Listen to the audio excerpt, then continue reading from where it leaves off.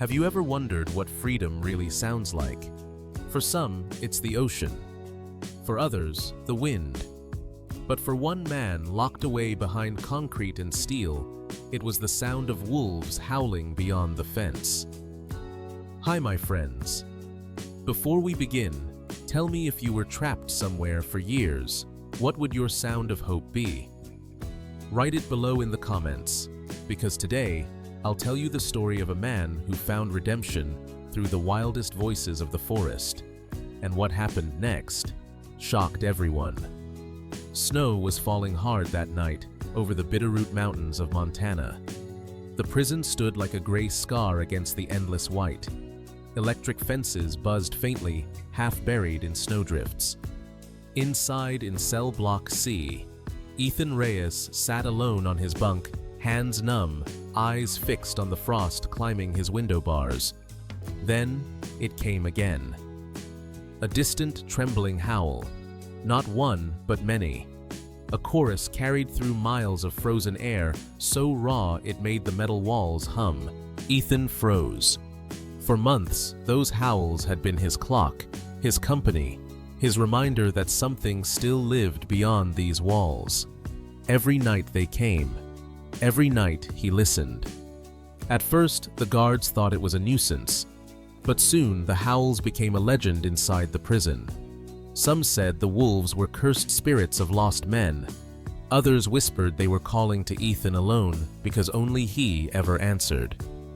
Ethan would tap the wall gently 3 beats and a pause, and sometimes he swore the wolves replied.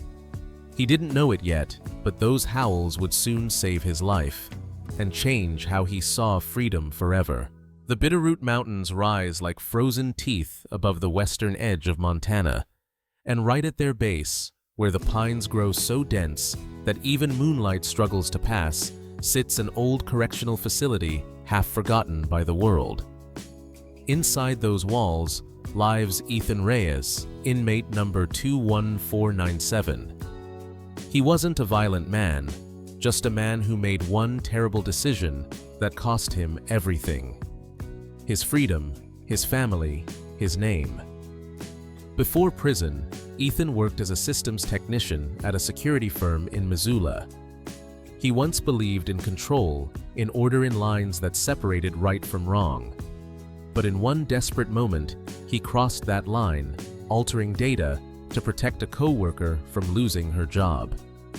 He didn't know it would be treated as a felony. Now, 4 years later, control was gone. All that remained was time and the sound of wolves in the distance. Days inside pass like ghosts. The food tastes of nothing. The walls never change color. But outside, nature keeps moving. From his cell window, Ethan sees snow hares darting across the yard, and sometimes under the last light of dusk, shapes moving in the tree line. At first, he thought they were dogs escaped from nearby ranches. But when the wind carried their chorus through the metal bars, he realized they were wolves. Not enemies, not monsters, just survivors like him. The guards often joked that the wolves were the real security system. Try escaping, one said, and they'll eat you before the cold does. But Ethan didn't laugh.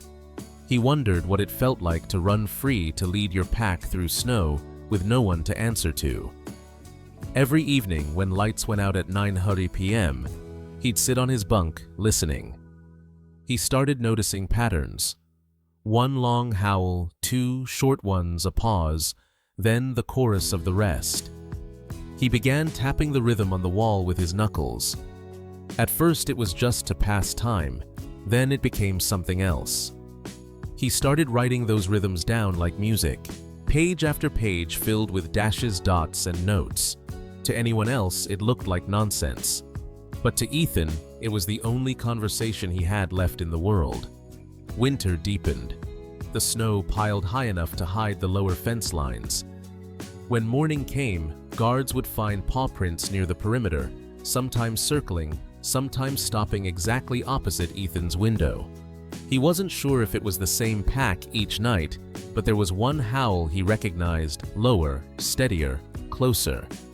It cut through the storm like a voice that refused to fade.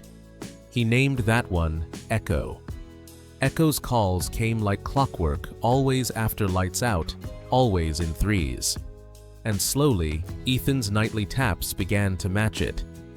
The men in neighboring cells started calling him the Wolf Talker. He didn't mind. For the first time in years, he felt seen by something that wasn't human. By late January, the forest outside had turned silent. The cold was so sharp, it froze even sound. But on one windless night, Ethan tried something new. He sat by his barred window, cupped his hands, and whistled 3 short notes, soft and hesitant, like a child testing an echo inside a canyon. For a long time, there was nothing. Only the hum of the generators and the slow drip of melting frost. Then, from far beyond the fence line, an answer. A howl. Low, deliberate, echoing the same rhythm. He froze, heart pounding. Once could be coincidence. But when he repeated the whistle, the howl came again, closer. For the first time in years, Ethan smiled. Word spread fast among the inmates. They started calling him Wolfman. Some mocked. Others listened. During yard hour the next day, Ethan stood near the outer fence pretending to stretch, but really watching the tree line. The snow there was marked by prints, fresh ones bigger than any dog's. He knelt down, pressing his hand against the metal mesh, and for a second imagined the forest breathing on the other side. A guard shouted, "Step back, Aez."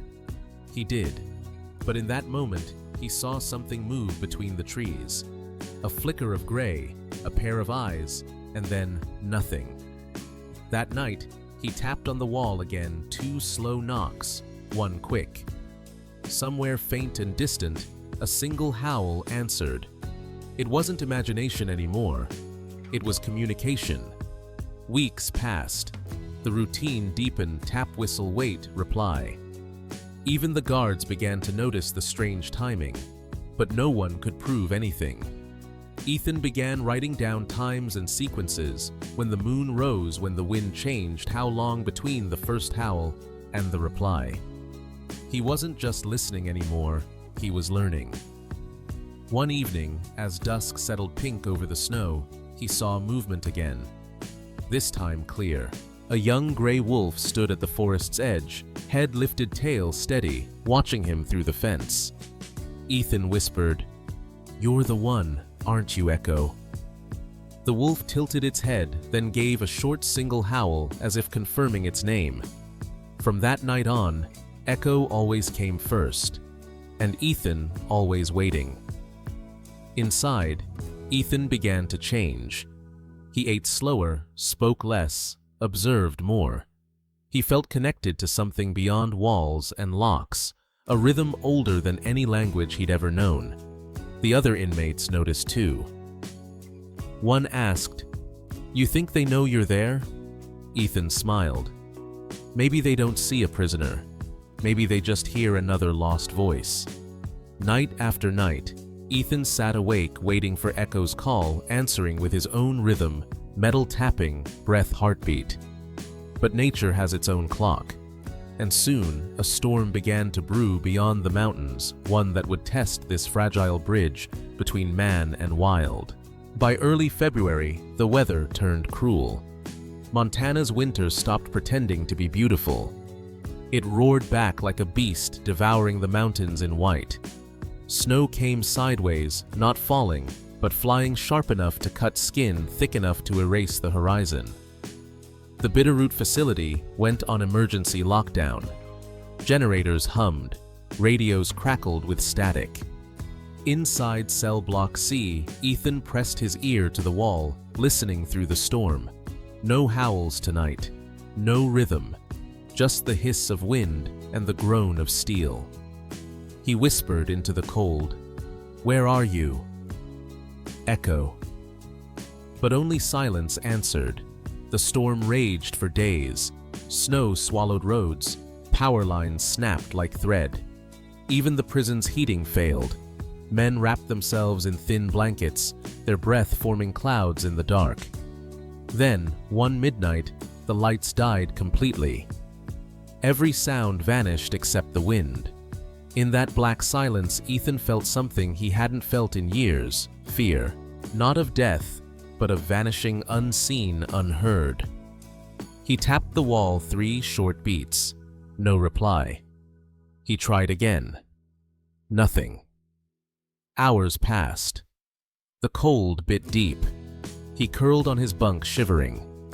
When sleep finally came, it came with a dream: wolves running through snow, their howls carving paths through the storm. He woke suddenly, and then faintly he heard it. A distant howl, muffled but rising, carried by the wind like a flare. Echo. He stood up, bare feet on cold concrete, and began tapping again, 2 short, 1 long. Somewhere in the distance, the howls shifted to match. Long. Pause. 2 short. It wasn't just a call anymore. It was a signal. Outside, the storm grew heavier. Trees snapped. Power poles collapsed. The wolves' cries cut through everything raw, unbroken, alive. And deep in the snow-choked valley, those howls carried farther than any human voice could. Farther than the broken radios. All the way to a search team fighting through the white to reach the prison. They heard it first as noise, then as direction. Back inside, Ethan's cell began to flood. A frozen pipe burst overhead, pouring icy water through the vents. He tried shouting, but no one came. Exhausted, he slumped against the wall, muttering through clenched teeth, "Don't stop, Echo. Don't stop." The wind outside howled louder. The chorus grew. It was as if the pack refused to let the sound die, as if they were guiding someone toward him. And they were. Because that night, the rescue team followed the howls, not the prison map, not the road, but the rhythm of wolves. They reached the collapsed section just before dawn. When they finally broke open the door, Ethan lay half-conscious, soaked and shaking. The rescuers pulled him out, shouting for heat packs and blankets. And above all the chaos, they heard it again, a single long howl, then silence. Ethan smiled weakly. They found me. When dawn finally broke, the storm had not stopped. It had simply grown tired. Snow lay like a burial shroud over everything. Rescue trucks stood half-buried on the road, their engines humming weakly against the cold. From a distance, the Bitterroot prison looked less like a facility and more like a frozen shipwreck, half-sunk in white silence.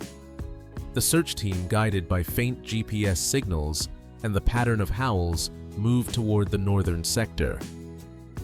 There. That sound again. One of them pointed to the ridge. The wolves were still there, shapes moving through the fog, their calls sharp and deliberate. Each howl came with eerie precision, almost like coordinates. And beneath that hill of ice, Ethan was still alive. Inside, Ethan drifted in and out of consciousness. His lips were cracked breath shallow. He could no longer tell if the howls were real or memories. But in the brief moments of clarity, he whispered, "Keep calling. I'm still here." The walls dripped from the broken pipe above him, forming tiny rivers of ice that reflected the faintest light. He remembered his father's voice from years ago, telling him that even in the wildest places, every creature has its purpose. Maybe, he thought, so did he. At 6:12 a.m., the search team finally reached the collapsed corridor. The signal dogs refused to enter, but one rescuer. A biologist named Maya Lawson recognized the direction of the howls. She had studied wolf packs in this region for years. "Follow the sound," she said. "They're trying to lead us." The team set up a crude triangulation, listening for the wolves' rhythm, 3 long, 2 short, 1 pause. They marked the spot, began to dig. Metal scraped ice. Shovels clanged. Every few minutes they stopped and listened. The wolves howled again, almost answering their effort. After hours of digging, someone shouted, "We've got movement." A slab of ice shifted, and there he was. Ethan, pale, but breathing eyes, half-open face, lit by the beam of a rescue light. The rescuers called out his name. He didn't answer. But then, faintly, he lifted his hand and tapped twice against the metal floor. 2 slow knocks, 1 short. Maya froze. "That's the same rhythm," she whispered. "It's them." Above them, a single wolf gave a long, drawn-out howl, as if confirming the message. As they carried him out, Ethan turned his head toward the forest. Through the blur of falling snow, he saw them 5 wolves standing in perfect line along the ridge. The largest one, Echo, held its gaze. For a heartbeat, the world went still. No wind, no shouts, no sirens, just 2 creatures free and captive, bound by sound. And then, as quickly as they appeared, the wolves turned and vanished into the trees. Ethan whispered, "You found me, didn't you?" By noon, Ethan was safe. The storm cleared, revealing the valley below quiet, untouched, except for a trail of paw prints leading back into the woods. A reporter later asked Maya how they located the survivor. She smiled and said, "We followed the wolves. It became a local legend, the prisoner saved by wolves. Some called it luck, some called it instinct. But for Ethan, it was something deeper, a message from the wild that even behind walls, nature still listens." The news spread fast. Inmate rescued after wolves guide search team through blizzard. It was on every screen, every headline. Some called it a miracle, others a media trick. But for Ethan Reyes, it wasn't a story. It was survival. And now, it was over. He lay in a hospital bed under white fluorescent light, the sterile smell of antiseptic, a cruel reminder that he'd only traded one kind of confinement for another. Through the window, he could see the forest line, that same horizon where he'd once seen the wolves. He couldn't hear them anymore. But in the silence, he felt their presence like an echo under his skin. When the reporters came, he said almost nothing. They asked how he survived, how he communicated with wolves. He answered quietly, "I didn't call them. I just listened." But that wasn't enough for headlines. They wanted spectacle. They wanted myth. Soon, theories flooded social media, that he trained them, that he used secret frequencies, that he faked the whole thing. No one cared to understand that what happened wasn't about control. It was about connection. Even inside the hospital, he felt watched, not by wolves this time, but by people. A wildlife officer visited him once, asking for details to file an official report. "Can you confirm the wolves approached within visual range?" Ethan nodded. "Yes, but they didn't come for me." The officer frowned. "Then why were they there?" Ethan looked toward the window. Because they could be. Weeks later, when he was transferred back to the prison infirmary, a petition started online, thousands asking for his early release. People said a man saved by wolves deserved another chance. Others called it nonsense. The warden remained silent, but eventually the parole board agreed. Ethan would be released early for cooperative behavior during emergency conditions. Freedom was coming, and yet he felt more uncertain than ever. Outside, the story faded from the headlines. The world moved on. But the questions stayed with him. Did the wolves really mean to help him? Or did their howls simply remind humans how to listen again? He would never know. And maybe that was the point. Because freedom isn't about having all the answers, it's about accepting the mystery that keeps life wild. One evening, before his final transfer, Ethan stood at the edge of the prison yard one last time. The forest was quiet, no wind, no howls. But when he closed his eyes, he could still hear it, that rhythm of freedom. 3 notes carried by memory alone. And for the first time, the silence didn't feel empty. It felt earned. After 6 long years, the gate finally opened. No sirens, no crowd, no fanfare, just the creak of iron and the sound of boots stepping onto snow. Ethan Reyes walked out carrying a single item, a small worn notebook filled with dots, lines, and hand-sketched wolves. It wasn't a journal, it was a conversation. As he stepped into the pale Montana morning, the air tasted different, thinner, sharper, alive. For the first time in years, there were no fences, no keys, no numbered walls. Only the vast horizon and the whisper of the wind that had once carried the howls to him. Freedom came not with noise, but with quiet. He spent his first night in a halfway house on the edge of Missoula, a simple cabin surrounded by pine and old snow. There was no television, no internet, just the hum of a small heater and the ticking of his watch. He sat by the window looking toward the tree line where the forest began. It was there, in that gray distance, that he had last seen Echo. He wondered if they were still alive, if wolves even remembered faces, or if they, like time, simply moved on. Days turned into weeks. Ethan started volunteering at a local wildlife center. He cleaned enclosures, fed injured hawks, and occasionally helped install sound sensors near wolf territories.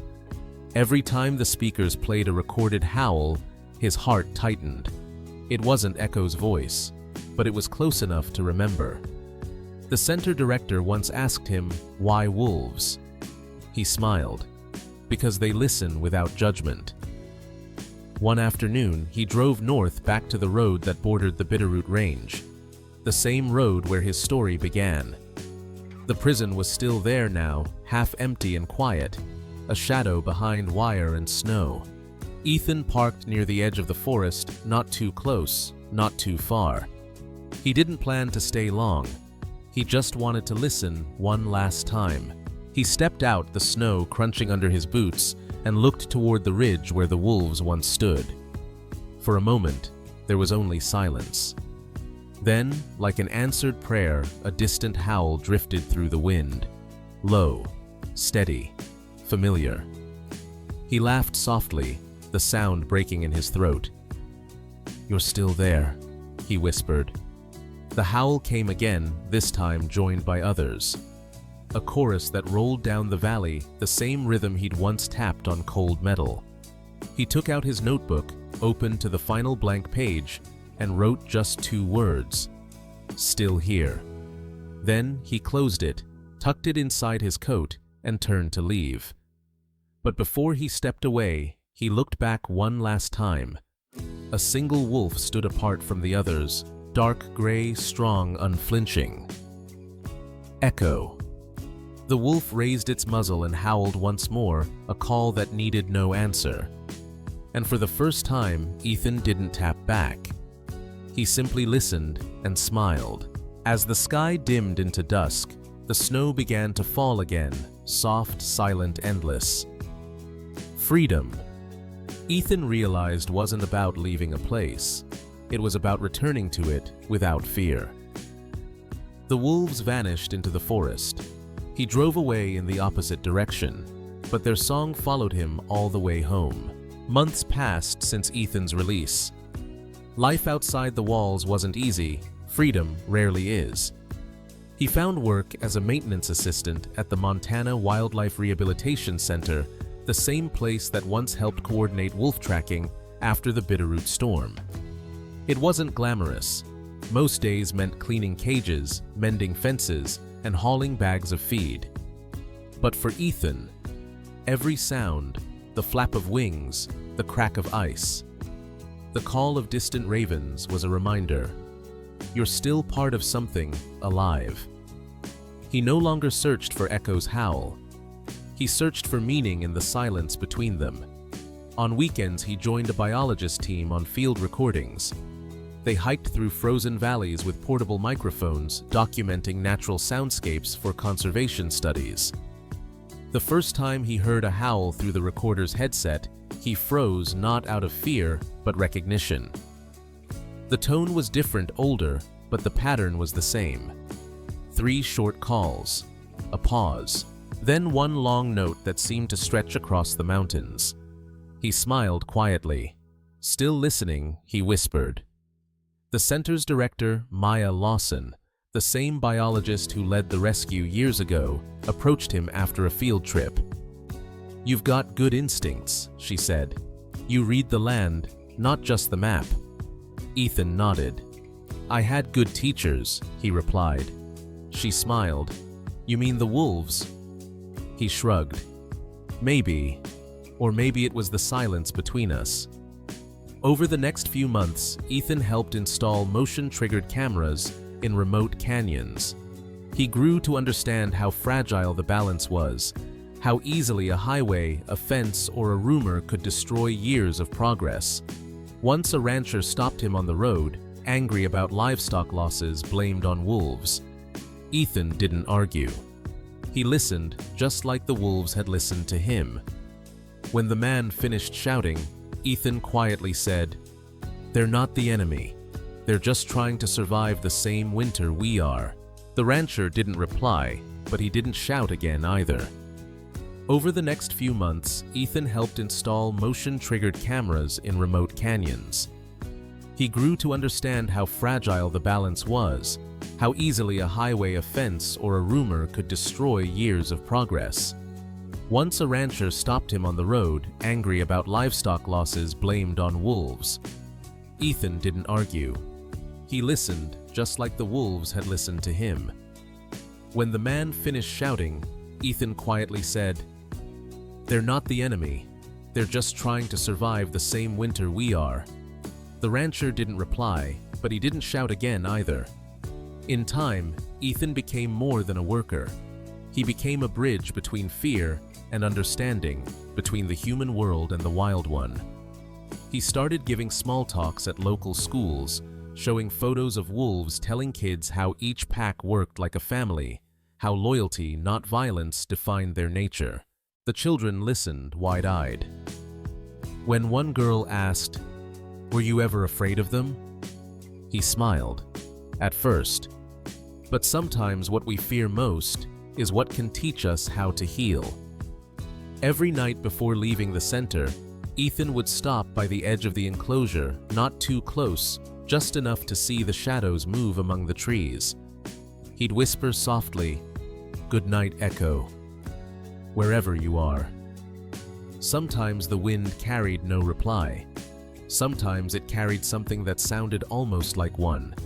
He never tried to follow it again, because the wild had already followed him into his heart, into his choices, into his peace. Redemption, he realized, wasn't something you earned once. It was something you practiced every day in patience, in kindness, in the simple act of listening. And somewhere deep within the forest, a wolf howled. Not for help, not for sorrow, just to remind the world that wildness still has a voice, and some people still know how to hear it. Sometimes redemption doesn't come from forgiveness. It comes from listening to the things the world tells you when you finally grow quiet enough to hear. For Ethan Reyes, freedom was never just about leaving the prison. It was about unlearning the walls inside him. And for the wolves, those wild, untamed voices that once howled through a storm, freedom was about reminding humanity that not all barriers need to be broken. Some just need to be respected. Every life, human or animal, carries echoes of its past. But redemption isn't about erasing the sound. It's about learning to live in harmony with it. The wolves never came back to the prison again. They didn't have to, because they'd already done their part, reminding one man that hope can survive even in captivity. And Ethan, the man who once spoke through bars, now spends his days teaching others to listen through silence. Some people call it coincidence. Some call it miracle. Ethan calls it balance. Because maybe the wild doesn't save us out of pity, but out of patience. Maybe it waits for us to remember that we were never meant to conquer it, only to belong to it. If you ever find yourself lost in guilt, in fear, or in silence, listen. Somewhere beyond the noise of your world, something wild still calls your name. And if you answer with kindness, you might just find your way home.